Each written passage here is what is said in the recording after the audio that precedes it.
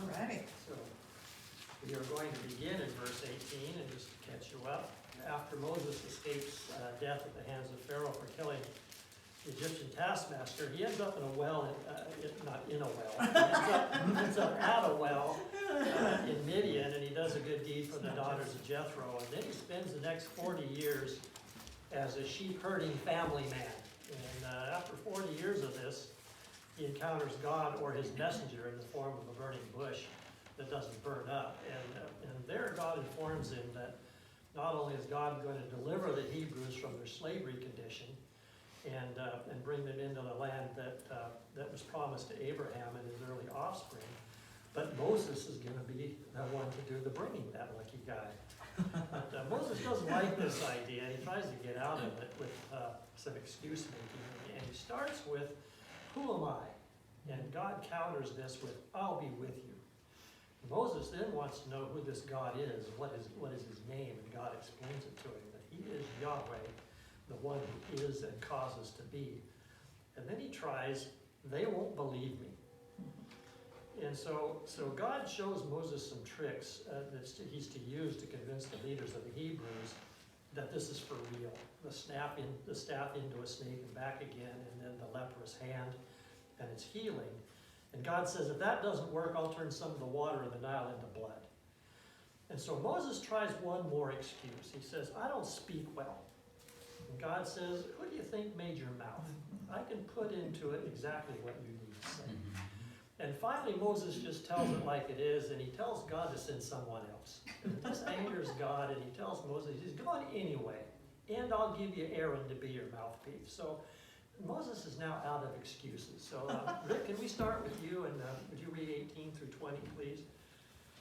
Then Moses departed and returned to Jethro his father-in-law and said to him, "Please let me go, that I may return to my brethren who are in Egypt, and see if they are still alive."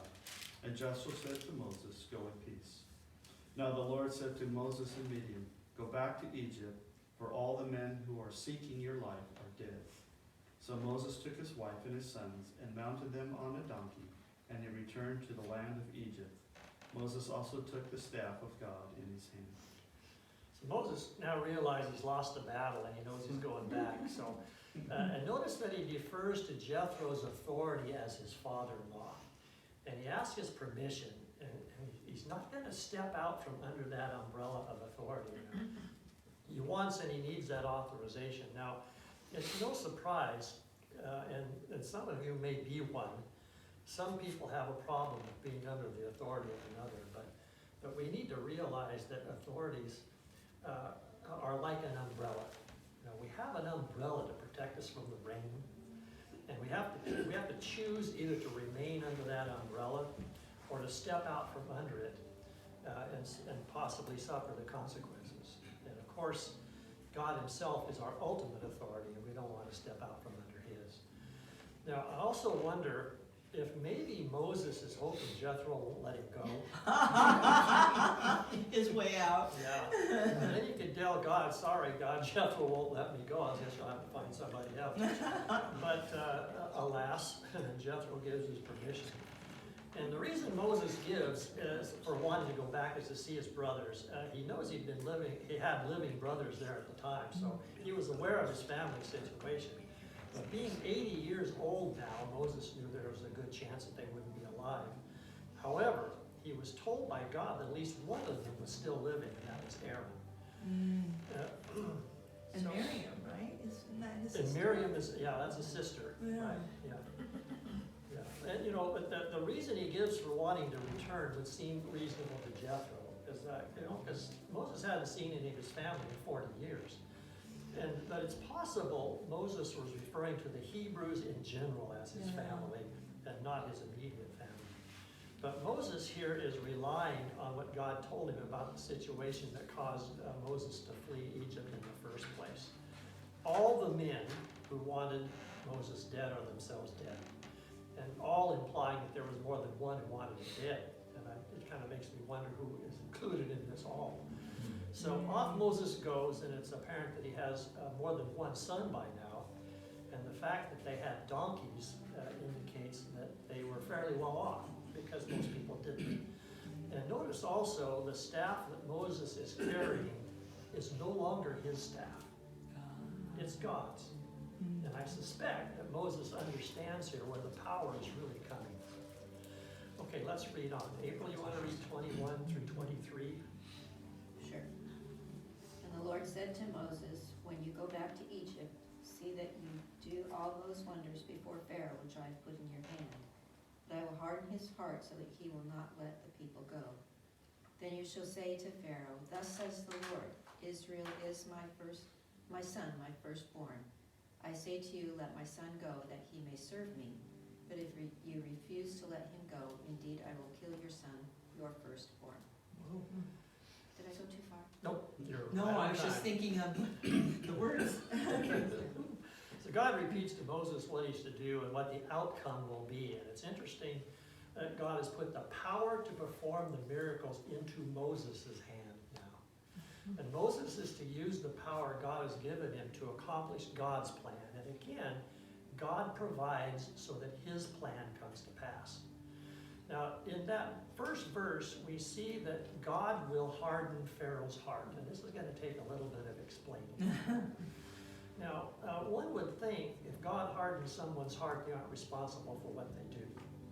That whatever one does in it is God's fault. And now in those days, the heart referred to the totality of who a person was. It was their intellect, it was their will, it was their emotions. It was the things that cause a person to act as they do. And from what we read earlier, it's evident that God has set Pharaoh up so that he's compelled to act in a certain way. But God does not force Pharaoh to do this. God is putting Pharaoh in a position that will reveal the condition of Pharaoh's heart. And at all times, Pharaoh is responsible for his own actions. And we're going to see in chapters 8 and 9 that Pharaoh hardened his own heart. Okay? Now, remember from the mural in the Temple of Hathor from the Book of the Dead? It was the Egyptians' belief that the dead person's heart would be weighed against the weight of a feather. Now, that wasn't true, but Pharaoh believed that. And in spite of this, he allowed his hard heart to drive his decisions. Now, Moses is told what to say to Pharaoh. Now, God refers to Israel that this is the Hebrews as a nation. He calls it Israel. This is his firstborn, and this is the first nation God has ever claimed as his own. So in that respect, it's his firstborn. And God says, if you don't let them go, I will kill your firstborn son. Now we call Pharaoh's plan C in controlling the population of the Hebrews is to kill all the males and infants by throwing them in the Nile. Now this is not the same Pharaoh, but God tells this one, if you mistreat mine, it will not go well for you and yours. Okay, we need to read on. Nancy, would you read 24 through 26? I have a question. Go right ahead. I was just thinking about it, you know, in parenting, you don't choose one child over another and love them more than one. Why do you think God chose Israel as a nation? That's a good question, because we know in their history, they weren't always the best people to choose. And so, you know, maybe he chose them because they aren't going to get anywhere without it.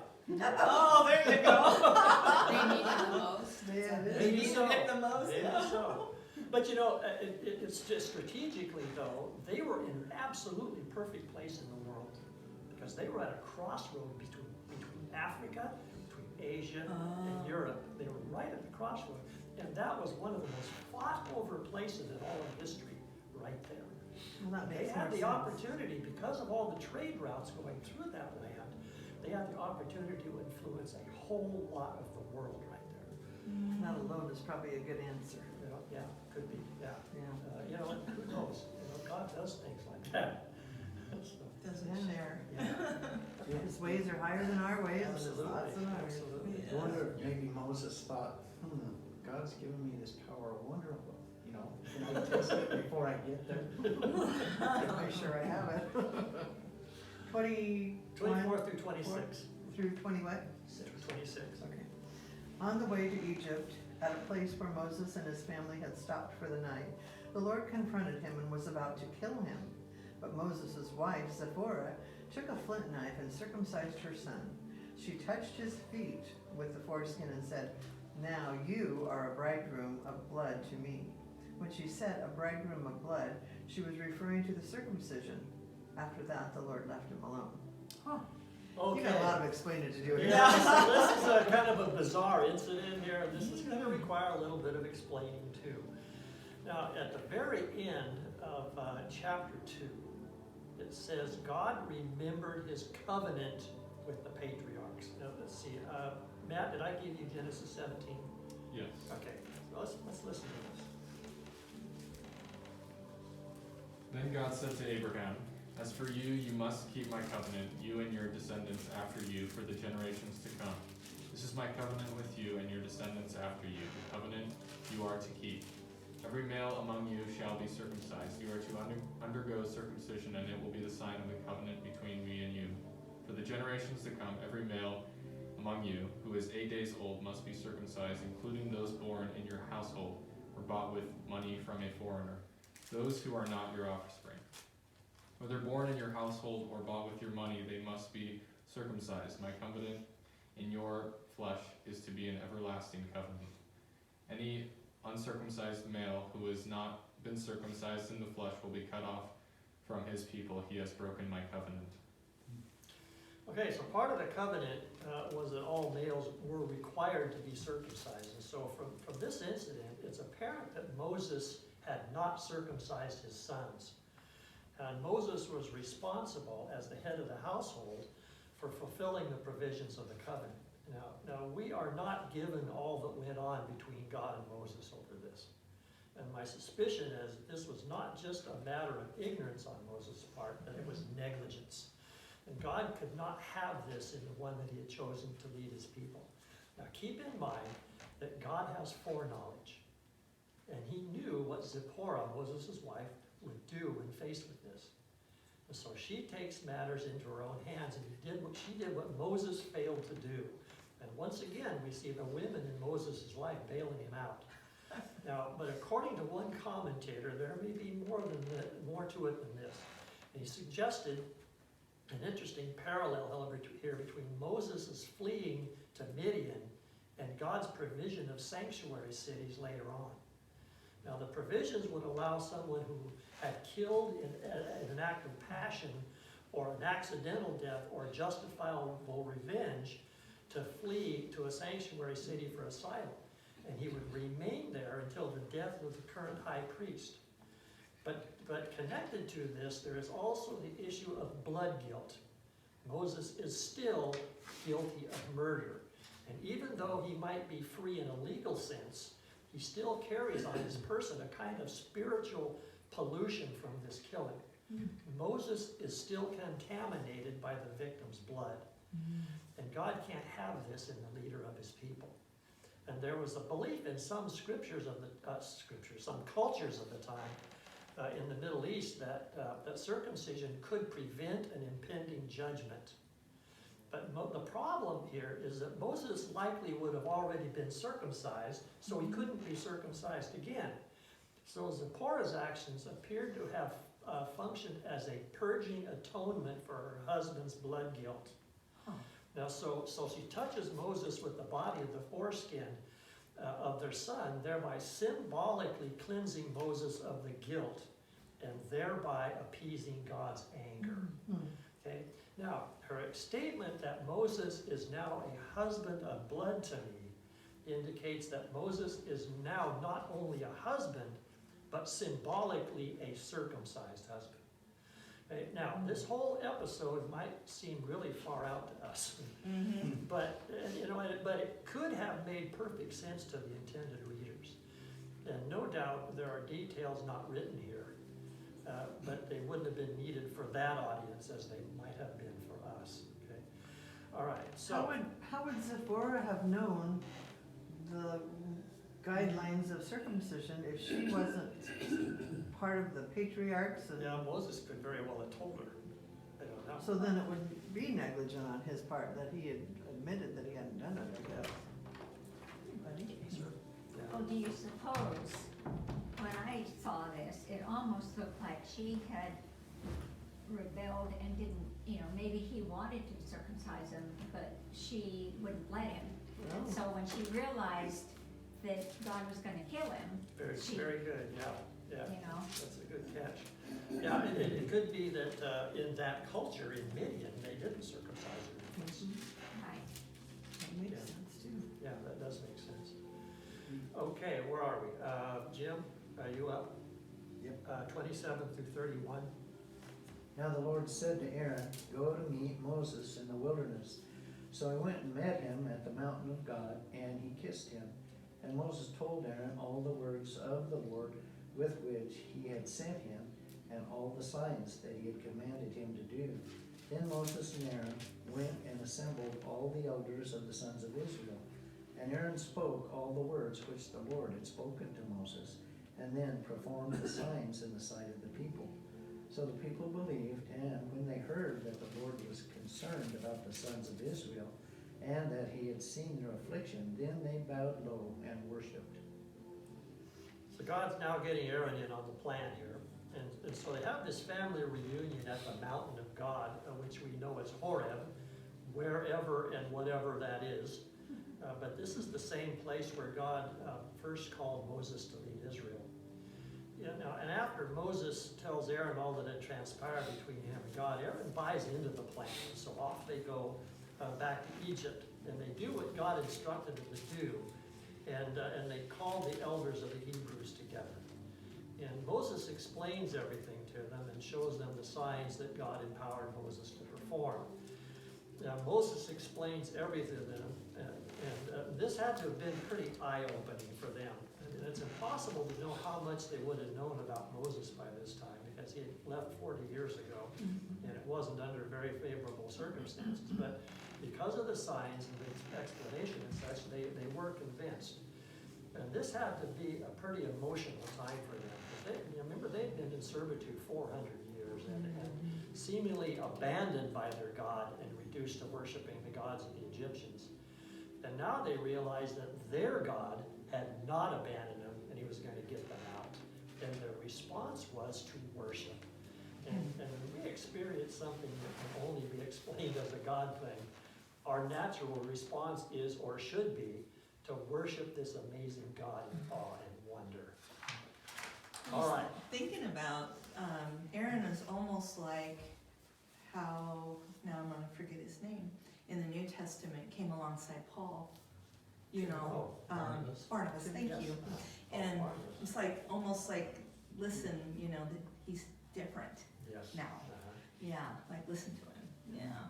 So do you think in those 400 years, then, the fact that the Lord spoke to Aaron and he listened and acknowledged and knew the Lord and went out and obeyed and met Moses, had they been trying to follow God, even though they're worshiping the idols or the... That's kind of a speculative thing.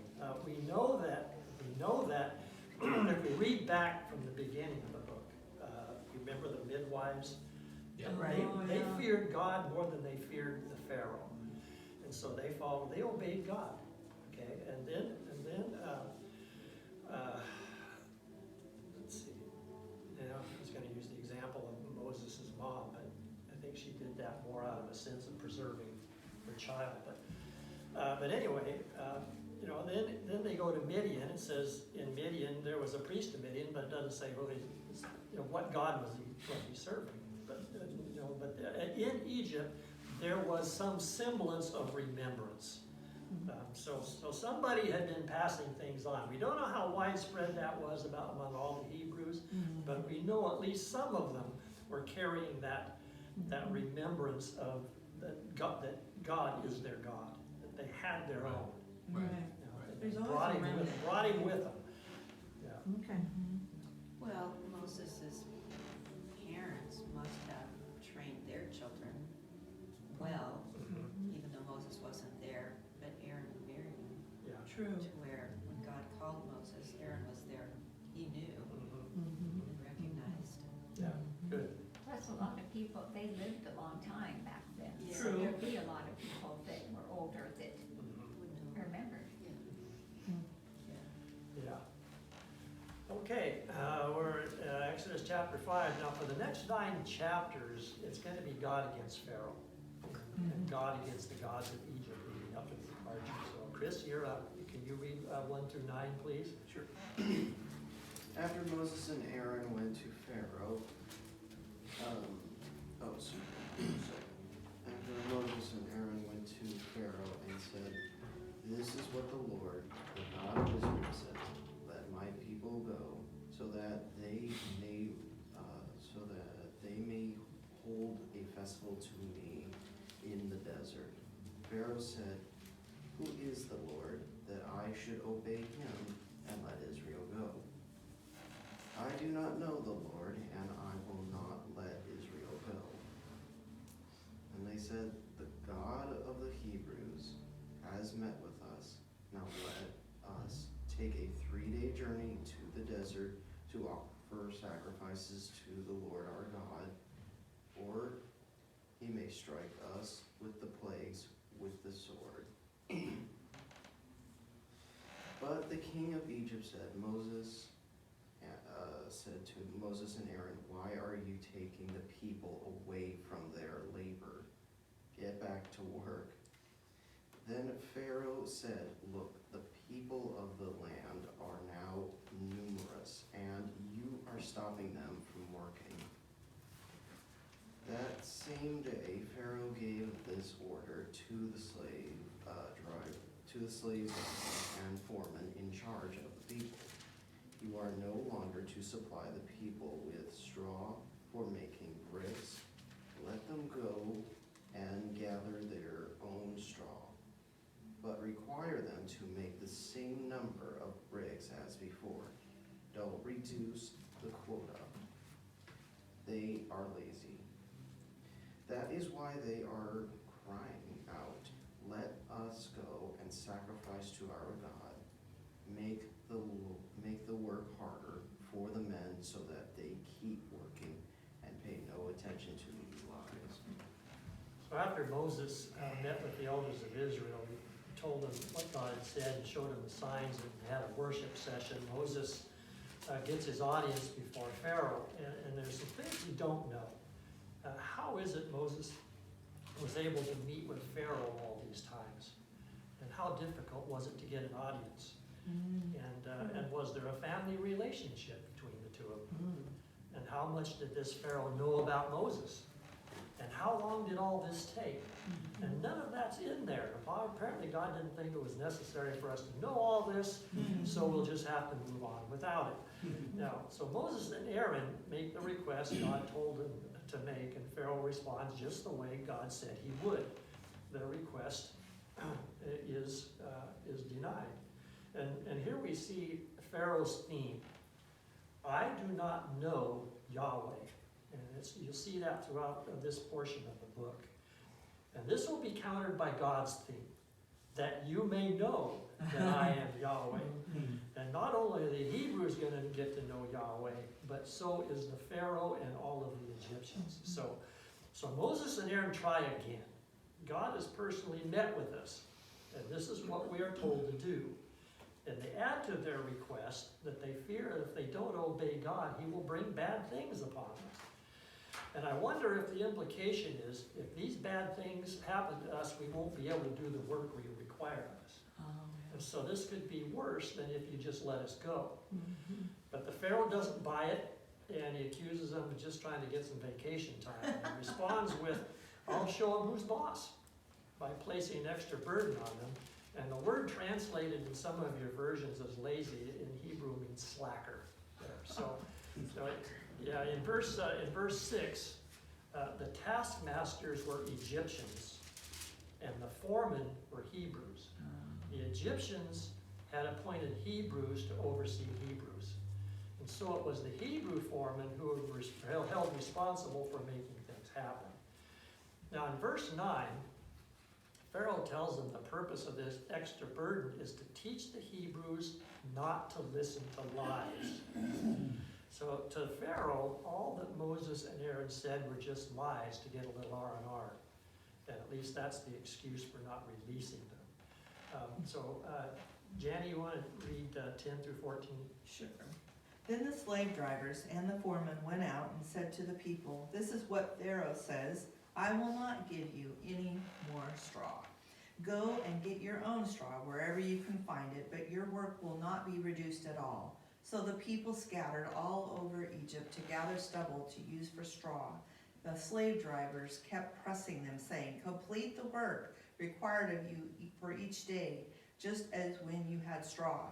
The Israelite foremen appointed by Pharaoh's slave drivers were beaten and were asked, "Why didn't you meet your quota of bricks yesterday or today as before?"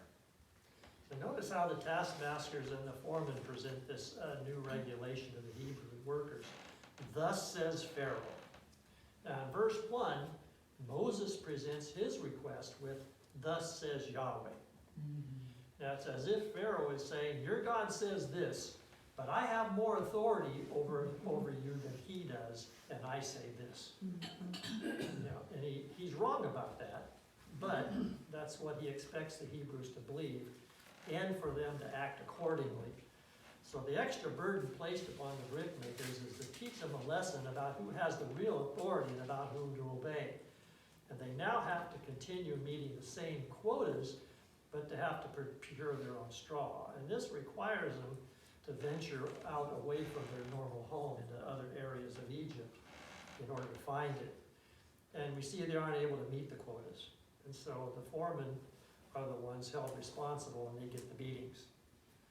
And when we believe God is setting us out on a path, he doesn't promise things will always go smoothly. And in fact, when things get rough, it may seem we've misunderstood or really aren't on the right path. And it takes a bit of discernment to know how much to push against the barriers. Now, do we keep going in this direction? Or is God telling us that we're going the wrong way?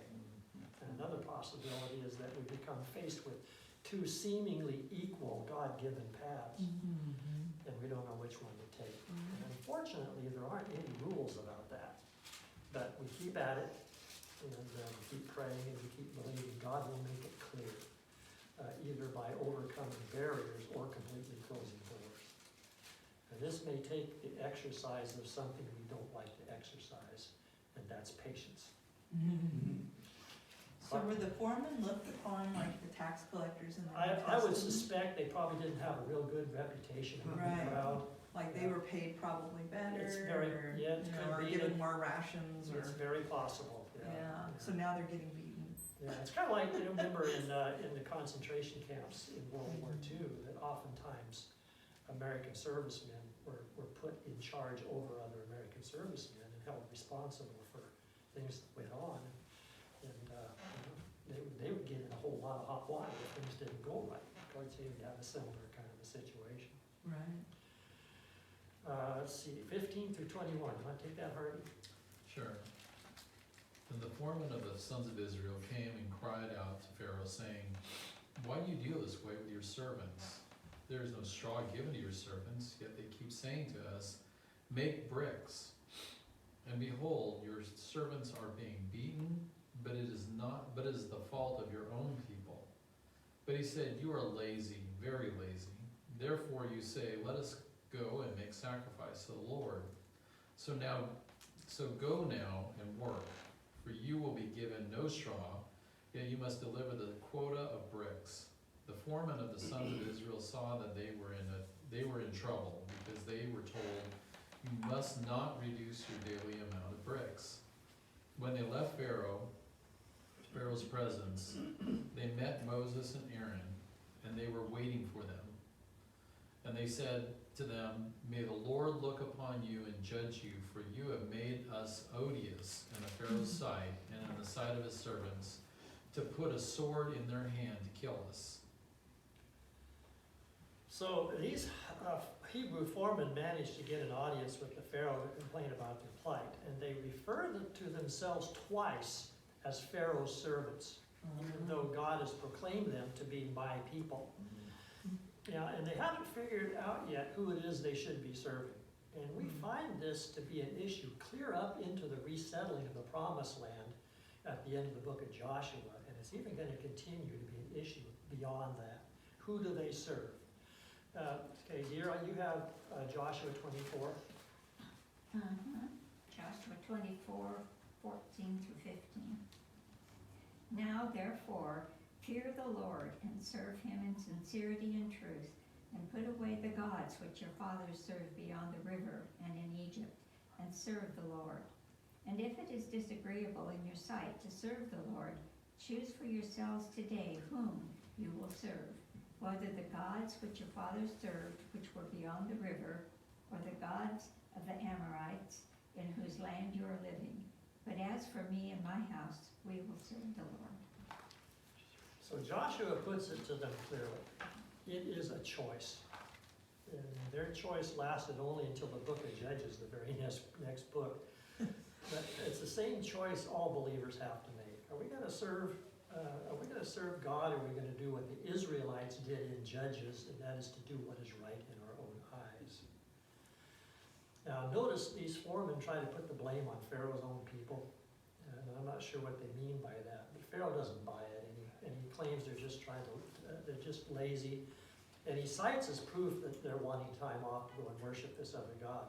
So he tells them things aren't going to change. And the foremen realize they're in deep trouble. Things may have been bad before, but now they're worse. And when they leave Pharaoh, Moses and Aaron are waiting for them at the door. And the foremen place the blame squarely on Moses and Aaron. And they call on the Lord to judge who is to blame. And I have to wonder if this is a little sarcasm here. Because when they do this, they use the name Yahweh. And Moses and Aaron claim to have been given orders by this God. And now the foremen are calling on this God to judge between them. And if this God has told, you who he is going to get us out of this servitude, why are we in worse mess than before? Now, what kind of God is this? Did you really hear from him? And that's their challenge to Moses and Aaron, and their challenge to God himself. Let's see. Dear, you want to take 22 to 23? Then Moses returned to the Lord and said, O Lord, why hast thou brought harm to this people? Why didst thou ever send me? Ever since I came to Pharaoh to speak in thy name, he has done harm to this people, and thou hast not delivered thy people at all. Moses' confidence had to hit the floor. And here was a God who could speak from a flaming bush that doesn't burn up. He could turn snakes into sticks, or sticks into snakes and back again, and he could instantly give people rashes and then heal them. And Moses then travels all the way back to Egypt, and he goes and does what this God tells him to do. And as God told him, Pharaoh would refuse the request. But God didn't tell him things would get worse, and that his own people would refuse to follow. And the foreman whined to Moses, and Moses whines to God. And I think Moses' complaint has as much to do with the position this puts Moses in as it does the plight of the people. Moses is in a tough spot here. And not only that, but Harvey pointed this out here a week or two ago, Moses is questioning God's character. And Moses challenges God with, is this why you sent me here? To bring misery on this people? Here God has told Moses what to do, and things don't get better. They get worse. Because that's really all that's happened here so far. And still, God has a plan. But faith in the God of this plan is being tested. Not only by the people, but Moses himself. It's interesting that, I think we've all prayed about stuff in our lives and things that, God help, whatever it is, make it stop or get better or whatever it is. And yet it gets worse. And it's like, you pray about something and it doesn't get better, it gets worse. And then you pray about it more and it gets worse. and it's like, and I've even had that flinch moment where I'm like, should I just stop praying? Maybe it'll just stop getting worse. And you know that's not the answer, but it's like, but then you find out later it's that God's God's working something, either in me, an attitude, a thought, just something in me needs to change. And this is how he's gonna do it, and sometimes it's rather painless, and sometimes it's pretty painful, and it's almost like if you really want to do this, if you wanna be prepared for this, and if you're serious about this, Harvey, then this is what's gonna happen. And it's like, and then it's like, wow, he did take me at my word. He goes, he took me up on it, and now this is the way it's gonna go, and I just can't, and I'm having a hard time seeing. It's like, I'm busy in the misery, and I'm not really seeing anything else, and it's taking time, usually after the fact, I'm like, oh, okay, I got it. But whatever it was, then it's like, then things start to change. And you can see, and it really is only looking back that you look back and you go, okay, I see what he was doing. And clearly the fingerprints of God are all over the place. And I think for Israel, that's gotta be the way that it's gonna go. That it's like, clearly they struggle with who do they serve? Who's really in charge? Who's really calling the shots? Is it really God? Is it really, because there's been so much distance, I think, to Nancy's point, that it's like, what happened over 400 years? It's like, well, I doubt they got sharper and deeper and more intimate in their faith. I think there's probably been some drifting going on. Oh, yeah. But whatever it is, God's making very clear statements to Moses and in front of the people who's really calling the shots. And it's not Pharaoh.